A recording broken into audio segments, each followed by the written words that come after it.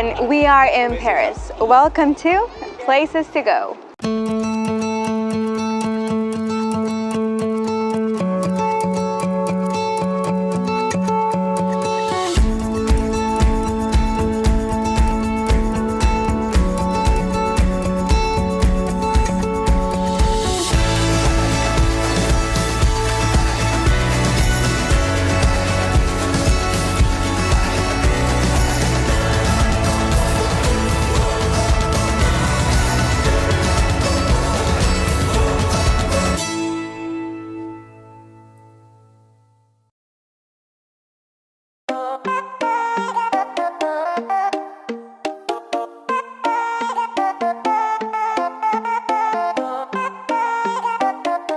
When we think about traveling to Europe, there is a specific place that goes through our minds. That place is Paris. Yes, I know, the same thing happened to me. It is nothing more than the dream of thousands and thousands of people around the world. Everyone wants to visit the city of love.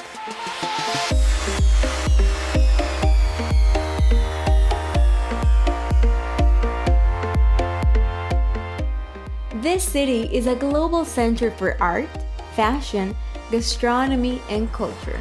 Its 19th century cityscape is crossed by wide boulevards and, of course, the River Seine. This river is an important commercial waterway within the Paris Basin in the north of France.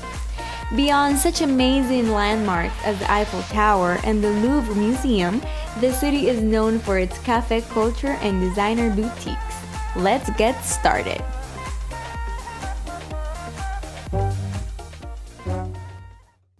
We decided to leave our bags at the Airbnb, which was located an hour and 20 minutes from the airport. It seems a lot, but it really wasn't. We got very distracted discovering a bit of Paris as we drove through the city.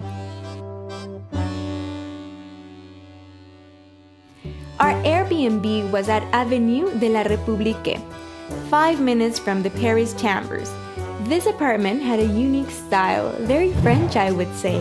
It had a petite kitchen and bathroom that made it very particular. The rooms were nicely decorated with paintings and comfy beds.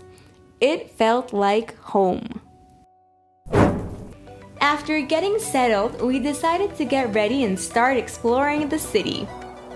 Before getting to know this beautiful place, we're gonna have lunch at this cafe behind me that's near the Catacombs. It was time to have lunch, so we went to a restaurant near the Catacombs area named Café du Renbus. It had an excellent menu selection with typical French food and delicious wine. Bon appetit! This area is very crowded. There are people everywhere, on their skateboards, bicycles, or walking to different places. It is surrounded by cafes and bakeries. It's perfect to spend the afternoon enjoying a cup of wine or a baguette. Coming to France and not getting a piece of bread is like coming to Paris and not seeing the Eiffel Tower. Speaking of which, when in Paris, make sure you're not on a diet. As a nation of food lovers, you will be forced to try their bread, pastries, macarons, and more. Chocolate, vanilla, croissant, baguette. I mean, what else can you ask for? The French government has very specific guidelines for defining and regulating the beloved baguette. A baguette must weigh between 250 to 300 grams, measure between 55 and 65 centimeters in length, and can only contain 4 ingredients: flour, salt, yeast, and water. Lastly, they are price controlled.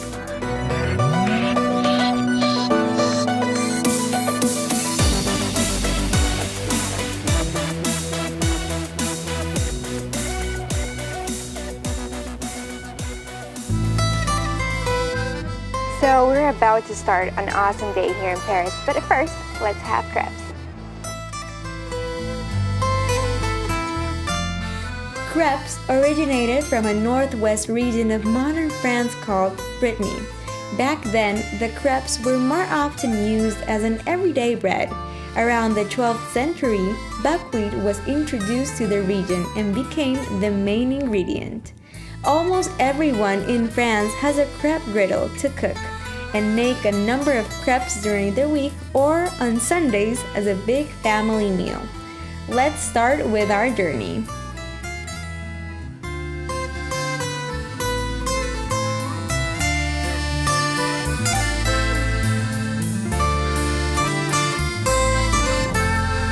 Our first stop of the day was going to be the Louvre Museum, but we realized that although it was still early, there was already a long line, so we booked our tickets online and decided to return later. Right now we are at the Louvre Museum and it's like about an hour and a half line so we can go in.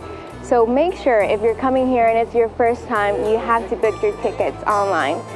You really want to avoid this.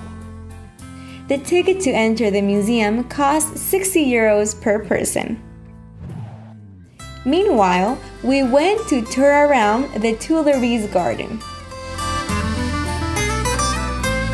If you want to fall in love with Paris, make sure to come to the Tuileries Garden. It is amazing. There are lots of flowers, lots of people, and it's just a beautiful place.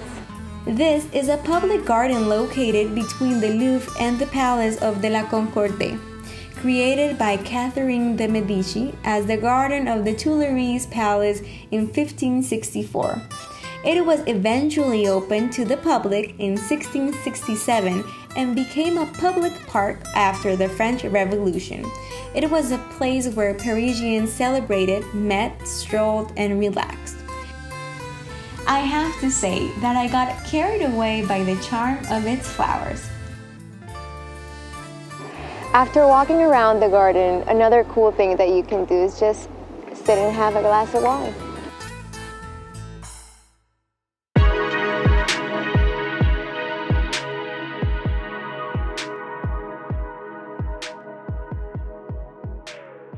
After spending some time in the garden, I wanted to go and see the bridge where sweethearts inscribe their names or initials on a padlock and attach it to a structure and throw away the key. These locks used to adorn the Pont des Arts, the footbridge that crosses the Seine from the left bank to the Louvre. Right now, I'm on top of the Seine River. This bridge is called the Bridge of Art, where lots of lovers used to come and put locks all over the place. It was a symbol of love. Several years ago, following political discussions about whether the locks were an eyesore or detrimental to the integrity of the city's architecture, the Pont des Arts was mysteriously cleared one night and the locks were gone. You can still see a few, but the city has tried to keep the place clean and organized. Even though the locks are not here anymore, people want to keep that tradition, and they're putting new ones in the Carousel Bridge that's a few blocks away.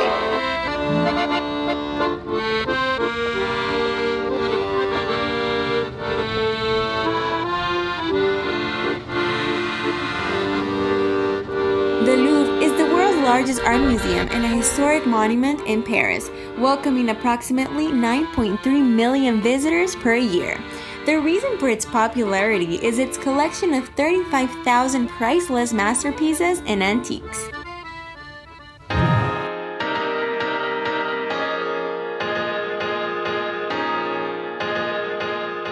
This place is so huge that it is humanly impossible to see what all the museum has to offer in one visit.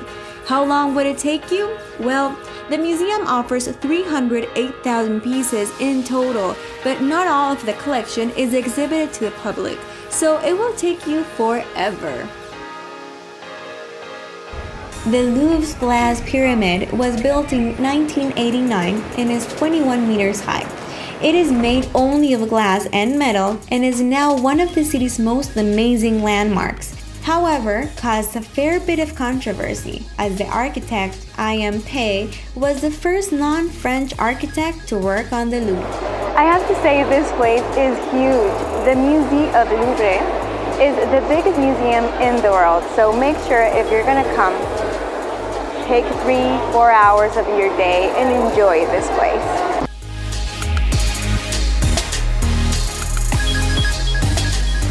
actually going to try to see the Mona Lisa, but as you can see, it's very crowded. Leonardo da Vinci's Mona Lisa is without a doubt one of the most famous pieces of art in the Louvre, with people from all walks of life traveling to the museum to catch a glimpse of the world's famous painting. What you may not know about the Mona Lisa is that it isn't as big as everyone thinks. The Mona Lisa also has its own bodyguards and is protected by bulletproof glass. After several hours walking around the city, it was necessary to rest and have lunch in a typical Parisian place. Bon appétit! Unfortunately, the day we got into Paris, there was a huge fire on the Notre Dame Cathedral. Before, you could be able to just go through this way and get to the cathedral. We don't really know when they're going to open it back up. The most cherished pieces of this cathedral were the two pipe organs and its three 13th century rose windows, which thankfully suffered little to no damage.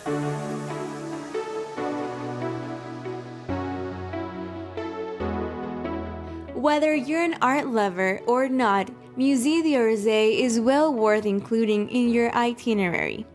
This museum holds French art dating from 1848 to 1914, including paintings, sculptures, furniture, and photography.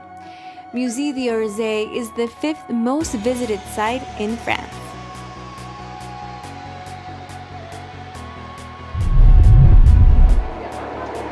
Right now, we are at the Musée d'Orsay, where you can find a lot of art, a lot of history, and of course, just enjoy of this museum. It houses the largest collection of Impressionist and Post-Impressionist masterpieces in the world by painters including Monet, Manet, and Van Gogh.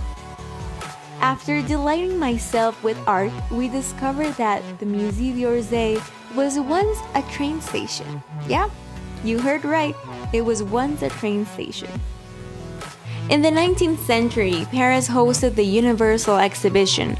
The objective of this was to showcase the achievements of the last 100 years. More than 50 million visitors visited Paris during the exhibition.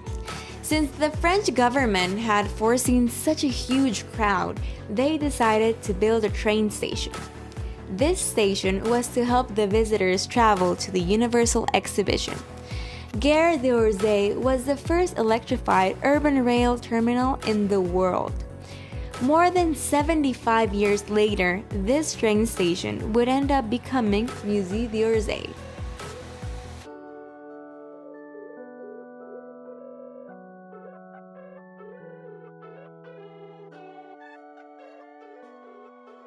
I know, we have visited many places, but we still lack the most emblematic of this city. I'm talking about the Eiffel Tower.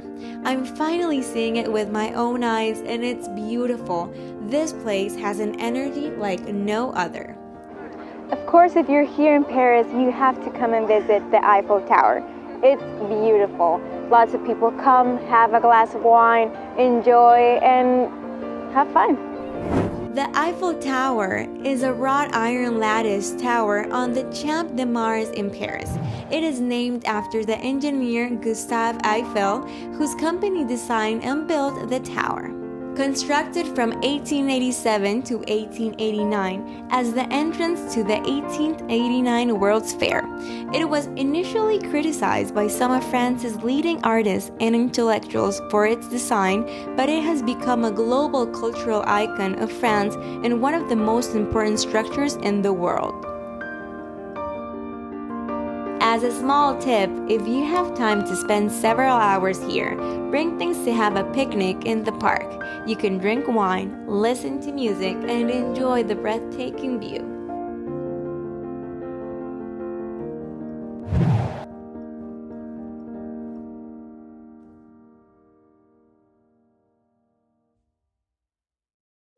We are at the Catacombs in Paris, a really cool place to see, but it's 9 a.m. and this place opens at 10 and there's already a huge line to go, so it's gonna take forever.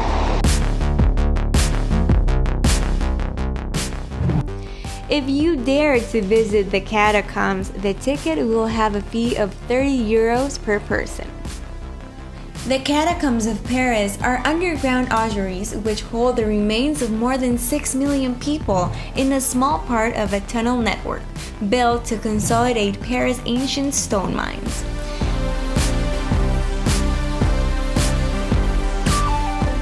The history of the Catacombs starts in the late 18th century, when major public health problems tied to the city's cemeteries led to a decision to transfer their contents to an underground site. It's cold and very scary, but it's worth doing the tour. This is the weirdest feeling ever. Like, I'm surrounded by skulls and bones, and it's creepy and it's cold, and it's an interesting experience.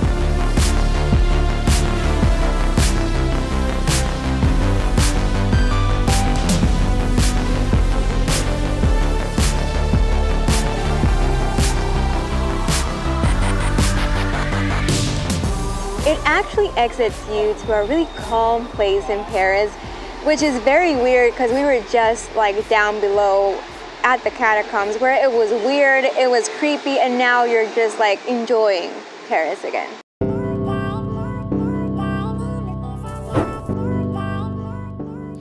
Although we have seen a lot of the Paris culture, we still need to go and see a place that looks like a movie. I'm talking about Montmartre.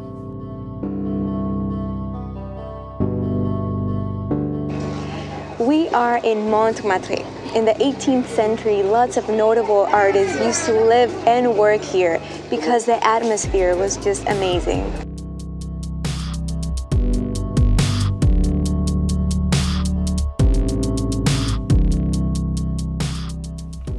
Montmartre is talked about by Parisians the way New Yorkers talk about the village.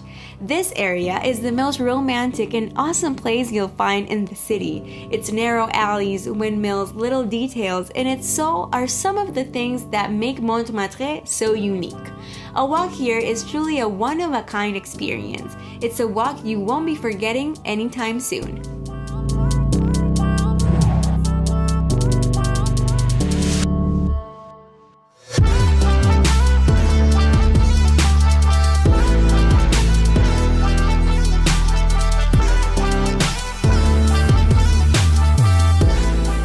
As you walk here, you will quickly understand how it has inspired so many artists such as Picasso and Van Gogh. As you walk up the hill, you need to look at the buildings, the walls, every corner, because here you are likely to find many surprises everywhere.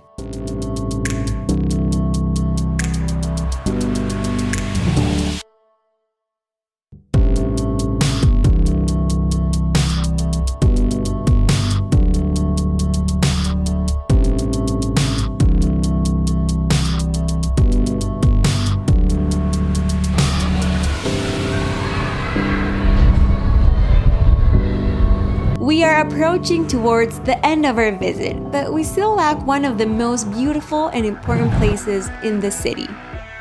Now we are at the Arc of Triomphe. The Arc de Triomphe is one of the most famous monuments in Paris.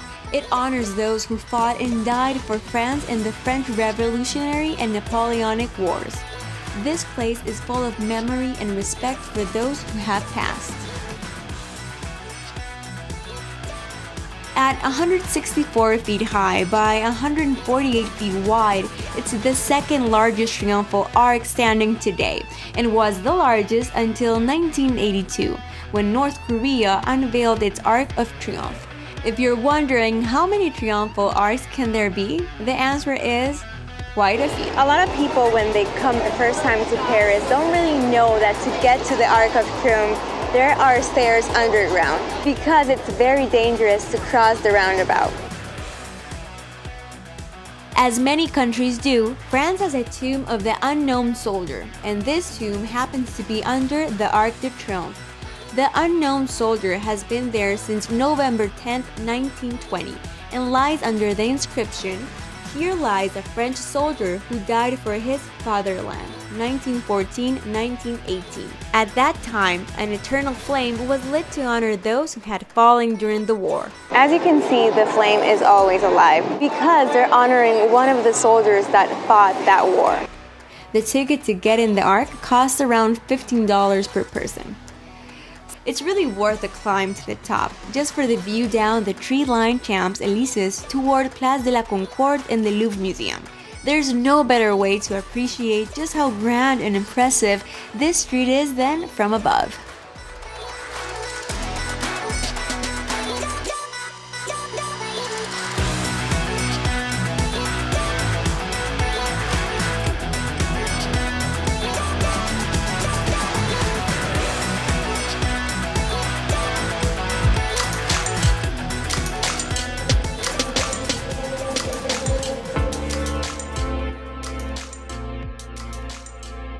Paris is like a fairy tale dream. The art, colors, music, and food are simply romantic, and the mix of all these make you feel such a unique sensation that I honestly cannot explain in words. If you still haven't visited the City of Love, it must become a can't-miss city in your bucket list. After all, we all have places to go.